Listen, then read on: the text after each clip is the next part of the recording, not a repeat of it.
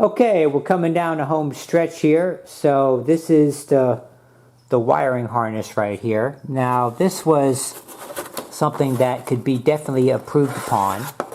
Although this appears to be better than the previous car that I did about 2 years prior to this.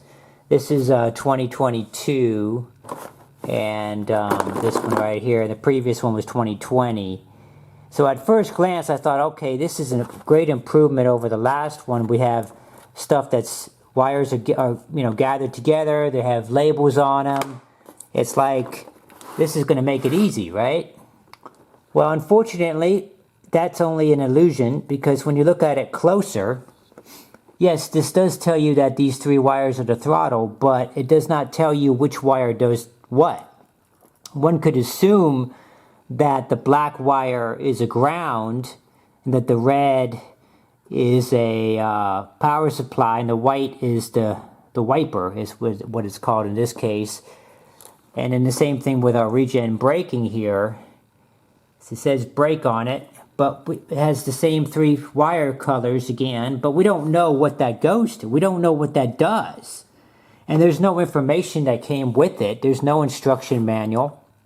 So it's like, in their great attempt to make things simpler, which in some ways they did. I mean, the contactor, but once again, we don't know. Is black the positive, or is that the negative? Now, once again, you assume it's the black, but we don't really know until you do. And so, and then some of this other stuff just didn't make any sense at all. And I just really didn't know. These labels over here, I had to basically reverse engineer this thing entirely. So I got the latest manual information here about what these connectors are right here. And so I was basically using that as a reference here. And we also have a wiring diagram too, just for general wiring. But yeah, it was essential to get this sheet here so I could basically reverse engineer this thing out to where I can actually use it, because it was really quite useless, despite it looking like it has all this stuff going on and everything. So anyway, I found out that, like, for example, the wires over here, that the black wire is actually not the ground at all. The red is the positive, but the black wire is actually the wiper, and then the white is actually the ground. And then the whites from the throttle, this one right here, and the brake actually converge together at this point at pin 18, and reverse back as the ground. They share the same ground, which is okay. There's nothing wrong with that. But there's no way to know-ity that, the white, until you actually do it. You have to reverse engineer this stupid thing. So it's kind of nice that they did what they did, but we have like this wasn't even on the last one. We've got a forward reverse switch thing, which is but once again, that part of it's been done, which is nice, So there's been some improvements, but it's still lacking greatly. It can still be improved upon a little bit more. So, if anybody wants to get into like the EV business of of mass adoption of converting older cars over to new electric drive versions of those cars, one thing that would really be helpful is to get the damn wiring harness correct. Because if you could get that done, this should be plug and play, It shouldn't be like something... I mean, it took me a whole day to figure out what the hell was going on with that. And that was a whole day. And so that ruined my whole day, because I came out thinking, okay, this is plug and play. I'm going to just plug in some stuff. And then I realized that, wait a minute, what does this actually do? There's, what do these wires really do? And how do they relate to the actual... pin connectors on the controller? And it's just like it became clear and obvious that it's just not working. So anyway, spent a whole day figuring it out. So now I feel like I know what is going on, and now we're ready to go ahead and proceed. So let's go ahead and get this going. So I got my wiring harness. There's a few things that are not included with the kit, like the relay, and there's another fuse that's needed to go back to our battery. This is for the key switch relay.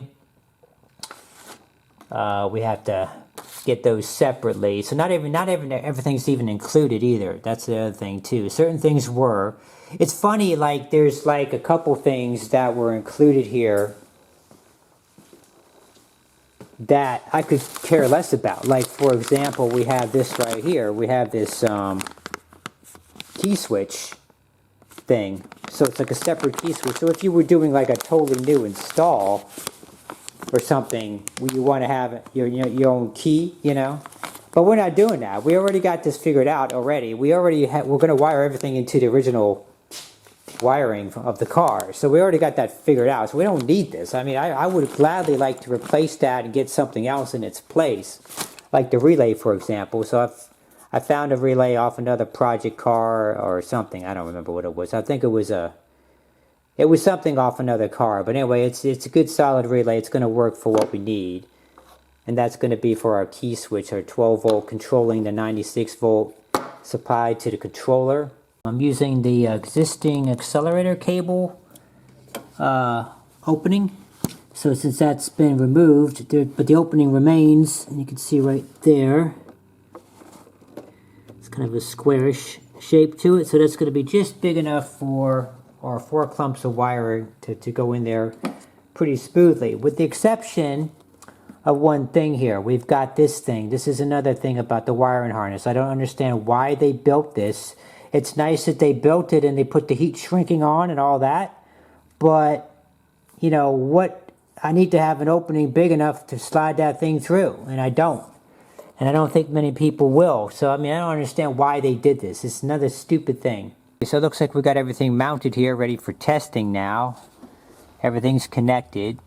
We still got to figure out some places to do the final mounting of some of these things. But as far as for now, we're pretty much all connected and ready to go here. It took a little bit of time here. Just running some of the wires in particular to get our regen brake right here. To get this to work right here. That took some bit of effort to run the wire underneath the carpet and then just figure out how to actually mount this thing on here was a trick in itself. It was ridiculous, but I figured it out, so we got that mounted. It's right where I want it, and everything else is ready to go. We're working on and wiring up our DC to DC converter right here. Installed this some time back, but I never did the actual wiring for it. So we're running our 96 volt input. We're going to connect it right here between the contactor and the disconnect. There'll be a nice safe place to hook it up. So we just made our final connection on the contactor right here. This is just tapping into the 96 high voltage pack down from the service disconnect, so it's totally not connected to anything right now. We just connected that, and so that's one wire going back to the key switch inside the vehicle and the relay, and then 2 wires going back for this guy right here. So we're not going to test this yet. We will just shortly, but if right now we want to focus on getting the motor to spin.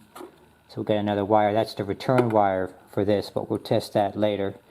So all we really have to do is plug in our 12 volt right here. We have it disconnected right here. We just have to make the connection here, and that will activate that. And over here, all we have to do is pull out our service disconnect. Now we've already made sure everything is safe and ready to go here. So it's just a matter of working this in. There we go. And now we're live. Now we're going to go on to the next step here, is to replace this here radio. Now this has been put on the back burner just because it's the lowest of low priorities here, but since we're so close to being done now, we're literally at the end here. There's just this and then the charger. Those are really the only 2 components we're going to put on the car now. I've got the new radio right here, and this is what I picked here. So I really like the look of this one. It's so clean. I just like the clean look of it. And it has a beautiful white finish to it, which you just don't see on many radios. That's because it's a marine radio. So it's for a boat, basically. But it's, the reason why I like the white is because it matches everything. But I also found out that our car interior is not really white. It's really more of an ivory, as you can see here. So it's but it's definitely closer to what we have than, say, black or silver, that's for certain. So thinking about putting it right about here, and we'll just tuck it in here nice and tight as we can get it. It's much more compact than the other unit. As far as wiring, is very standard. This is very standard stuff here. All these different colors, the purple for the right rear, the gray for the right front, the teal for the left rear, the white for the left front. I mean, all of this is standard stuff here. So I can actually utilize, this is the hard wiring for the car as it was built. And then this is the adapter right here that the other stereo was using. So this plugs right into here, but all these color codes are already here. So all this stuff is standard stuff. So I can just simply snip these off and then use our new harness right here and then just simply cut these off right here and basically just solder them on there, color to color, and everything should work fine. So this is such a clean design. I really like the design of it. I think it's going to work really well here. Going to protests and marches your parents took you to. Yeah, we've got where do you see us now? The stock speakers, or at least the modified speakers, were already working. So really it was the head unit that was the problem. We've been political in my family. Yeah, my mom was a civil rights activist, and they were environmental activists. And my dad, you know, working pretty good. I've already been playing with it, if you can already tell, but I like it. It's just simple. It's simple. All the controls are right here. Very intuitive. Doesn't take very much to figure it out. Without even looking at the manual, you can easily figure out what's going on here. Bluetooth, radio, aux in. I mean, it's very simple.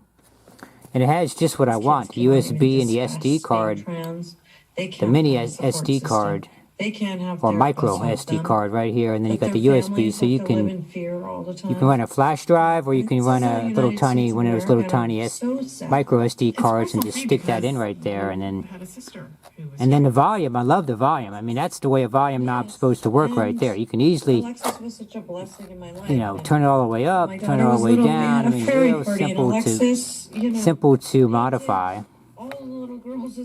And you push on this, you got the bass, treble, balance, fader, equalizer, loudness. I really resent. So yeah, it's pretty cool. Clock 24. That by and large, it's not trans people. Yeah, this is great. I like this a lot. So now all we have to do is figure out how to install it. I don't think it's going to be very difficult. I probably can just use tie wraps. This thing has black. One of the nice things I like about it is it has black, because it's has the extra protection, I guess, for marine use. So it has a black case to it. Most of the automotive ones have a zinc, which looks kind of crappy. So, but this, with the black, it kind of just hides in the background there. So all we really have to do is maybe get some tie wrap. Some of these guys right here, I think, and then new ones, of course. And then use those, and then they probably mount it right up there, and we'll be done. But now that I've tested it out, you know, I really don't think a 2-speaker stereo is appropriate for this car. I mean, I don't think I've ever had a car that has only 2 speakers. I mean, I want to keep it stock as much as I can, but, you know, I really think that adding some speakers in the front would not hurt, and especially if they're tucked underneath here, which there's plenty of room. Once all that goes back in, there's room easily on both sides. And so since we have this open and debating it right now, I think I'm going to go ahead and just wire these in, because it's not going to be very difficult to do. Next step is to top off our manual transmission fluid. Now I did leave just enough room. I figured that it was enough, but I really didn't measure the bottle. But it looks like we got it to fit here.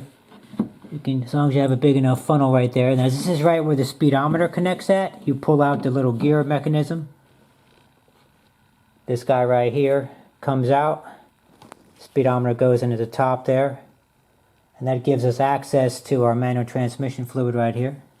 So we're using Redline, pretty high quality synthetic. So this should be a one-time install here. Okay, now we're ready to install the charger. Now this time we went a different route here, so we went the budget route here. So I figured that this is a short distance car, and I'm never going to need to go on anything longer trips, and we can go about 60 to 70 miles is what I'm estimating on this car. So we went a different route here with the charging system. This time I went for a budget angle here. Saved some serious money here. So I shopped on eBay. I found this guy, bought directly from China. And this is like an electric motorcycle or electric moped charger that just so happens to match our voltages of our battery pack here. So I thought that was super cool. And wait till you hear the price. $60, which is freaking unbelievable. Try buying a charger for a car for $60. Unheard of. So I ordered this back in 2021 in September. You see the manufacture date. It's right there. Took 2 months for me to get it. That kind of was a pisser, but it's the only real disadvantage to this one is that it's a 315 watt charger.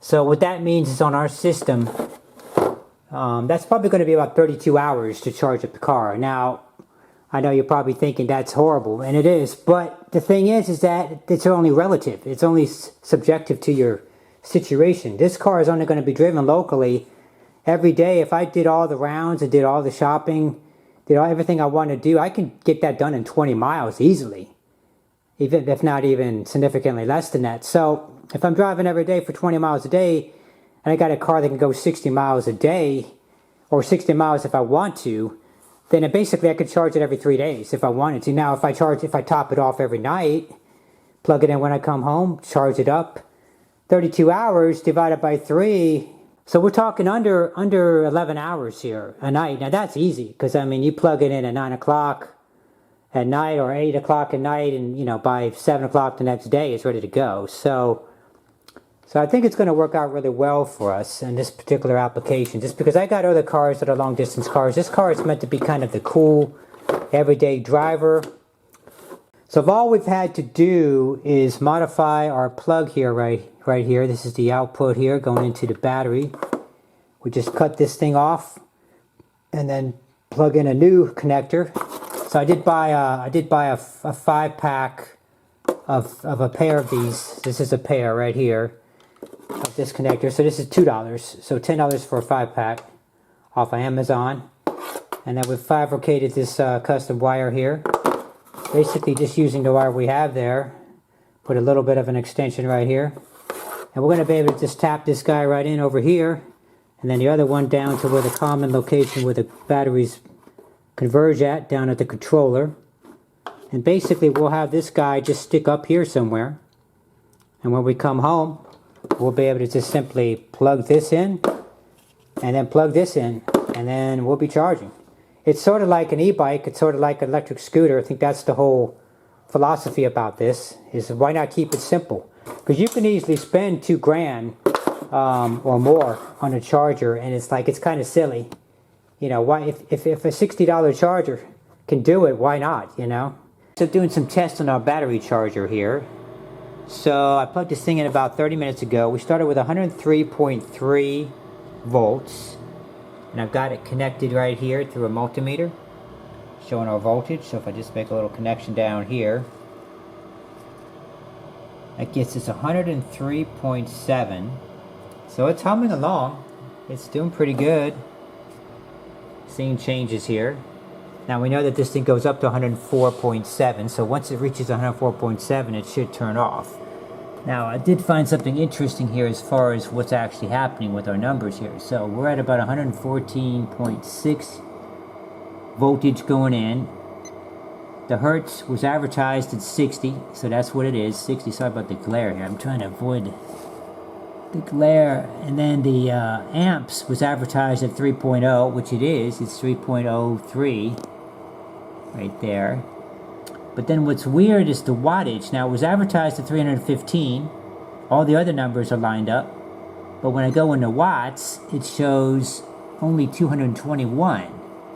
So I'm not sure what's going on with that. I'm not sure if it's tapering down because it's getting the sense that it's near completion with the voltage being so high. I'm not sure if that's what it is. But if that was the case, the amps would most likely be down as well. So maybe what's happening is somebody just falsely advertised here, and so this is really a 220 watt charger and not a 315. So that's going to slow our charging time even more. I've also noticed that there's absolutely no heat whatsoever. I've had this thing on for a while now. There's no heat in anything. It's just nice, staying nice and cool. And I guess it would, because there's really no current. I mean, you know, 220 watts is nothing really. That's not much wattage here. Probably a level 0.15 charger. So that's how slow this is charging at.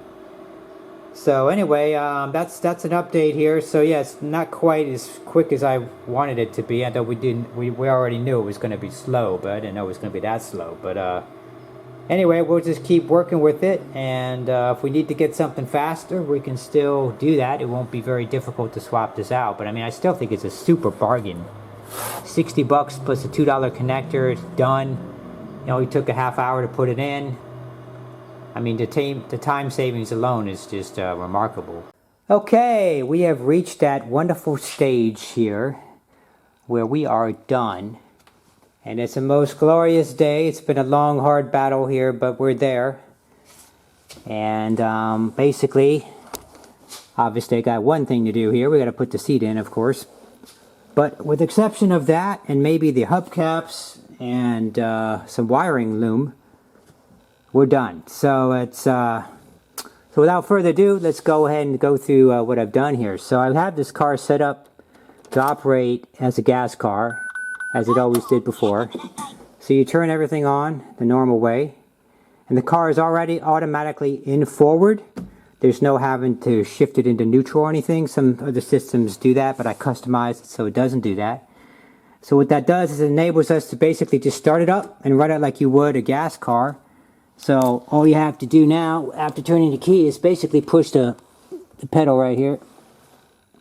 Try to get it in the same shot here. We got some spinners right there.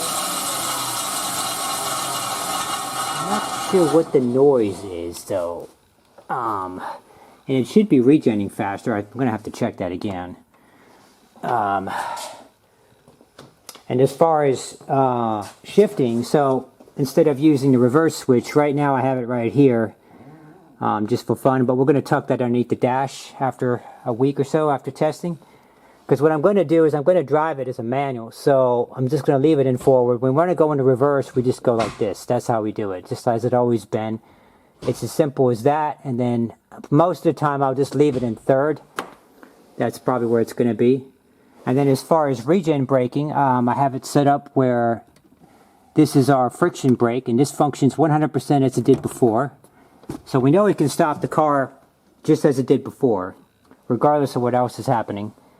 But 99% of the time, we're going to be hitting this right here, this is our regen braking. So I have it separate for a good reason here. Is I like to know what's going on. I don't like to have some sort of mystery of, is it friction braking, is it regen braking? I want to know for sure.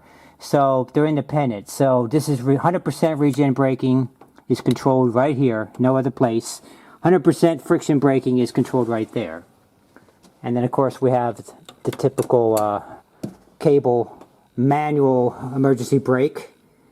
And then that's another safety feature of having a EV with a manual transmission. If there is any kind of fault or any kind of weird stuff that happens, it's not likely. But if there is, if you have a runaway car, all you have to do is basically go into neutral, and then there's no power. You've got total control. The brakes will work, the e-brake will work. So there's a lot of good, I think we have a really nice mix of old and new here. We have the electric drive, and yet we still have all the classic ways of operating a vehicle.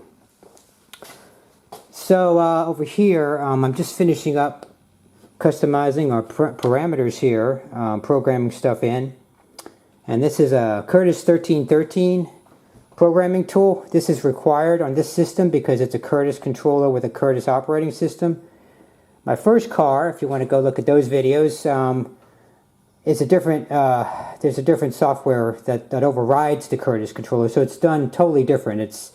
You don't even need this, but it's also cumbersome to do everything through the little display. So there's kind of pluses and minuses to each system. But this is great once you get it. Now, of course, this is a $600 tool, so you have to factor that into the equation. But once you do have it hooked up, you just go in here and just pick different things, and it just shows you what's going on. So if you go into parameters, for example, this will show you everything that's going on that you can adjust. So if you want to adjust your current limits, so for example, the regen braking, I have this one set up at 15%, and then braking is 60%. So what that is that regen braking is when you're coasting. So when you're not braking with the brake pedal and then you're not throttling with the throttle, you're just kind of coasting. There's a little bit of regen, and you can totally adjust that. So one of the nice things about having a system like this, you can totally customize it to whatever your liking is. So I believe 15 is going to work. We'll do some experimenting around. It was defaulted to 30, so I adjusted it down to 15. So I think that's going to let us to coast more and not regen too hard when we don't want to regen. So we want to have a little bit of regen when we're going downhill, keep the car stable from speeding up. But we don't want to have excessive regen. But if you like that style, for example, if your other car is a Tesla, you could probably set it to 100% regen, and then you would have basically that same pedal feel as a Tesla.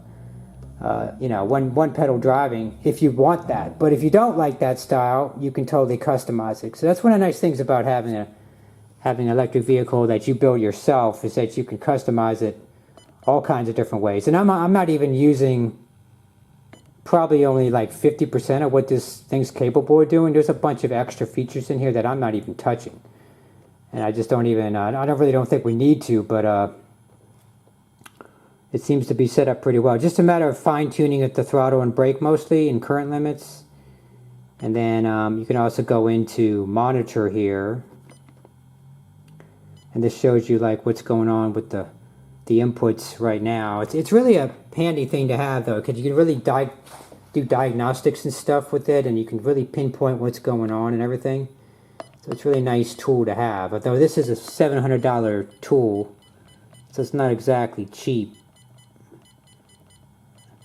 But since I'm going to have multiple cars, I think it's worth it. So in my case, it works really nice. So I just put it up on the scales here, as you can see. This is pretty much in its finished state. Not going to be any changes or anything.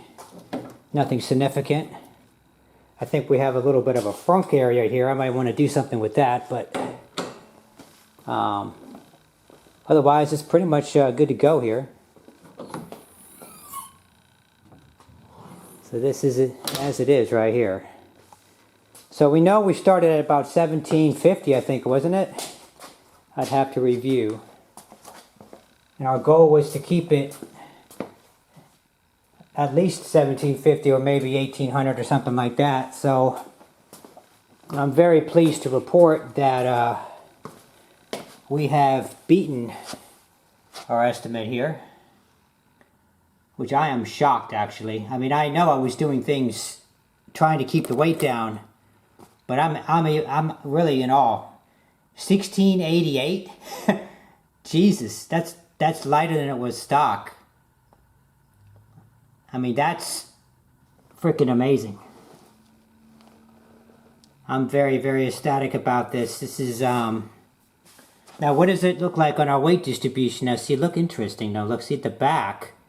It's even side to side. See, I tried to keep it even side to side. I tried to keep it lighter on the right front because of the steering column. But see, it still ends up being a heavier part of the car. So if I shift some weight over from the right to the left, I don't think there's much I can do. But I did keep that down. And plus I'm going to be sitting in it too, so there'll be more weight on the right front. But we might be able to shift some stuff around. I don't think there's a whole lot we could do. I already put all the other little stuff over there on that side. So actually there's really not a whole lot I can do. But that's pretty good. If you look at the original video, episode 1, I show what the weights are. This is excellent. This is excellent. Very nice. So, now that we have that information in here, let's go for a drive.